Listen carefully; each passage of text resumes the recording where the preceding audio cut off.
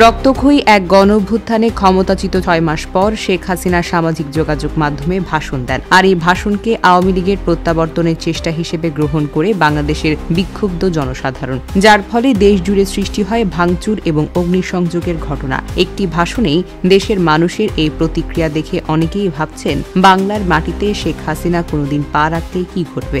সেই সাথে প্রশ্ন উঠেছে, তবে কি ভারতেই স্থায়ী হতে যাচ্ছেন শেখ হাসিনা? পৃথিবীতে রাষ্ট্র থেকে ক্ষমতাচ্যুত হয়ে বিতাড়িত হওয়ার ঘটনা নতুন কিছু নয়। সাম্প্রতিক সময়ে সিরিয়ার ক্ষমতাচ্যুত হয়ে বাশার আল আসাদ পালিয়ে যান রাশিয়াতে, আর শ্রীলঙ্কার রাজাপাক ক্ষমতাচ্যুত হয়ে পালিয়ে যান মালদ্বীপে। তেমনই ছাত্র জনতার আন্দোলনে ক্ষমতা ছেড়ে ভারতে পালিয়ে যান শেখ হাসিনা।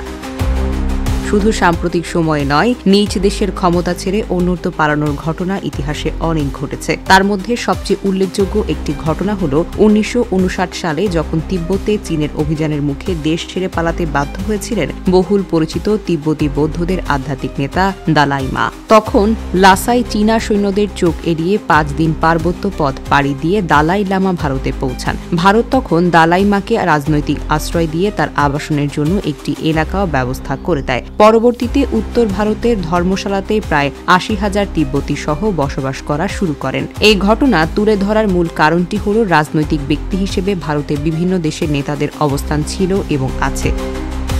অতি সম্প্রতি বাংলাদেশের সাবেক প্রধানমন্ত্রীও ক্ষমতাচ্যুত হয়ে ভারতে থাকছেন। যদিও দালাইমা এবং শেখ হাসিনার ভারতে যাওয়ার পেছনের কারণটা ভিন্ন, তবে তারা দুজনেই নিজ দেশের রাজনৈতিক ব্যক্তি ছিলেন।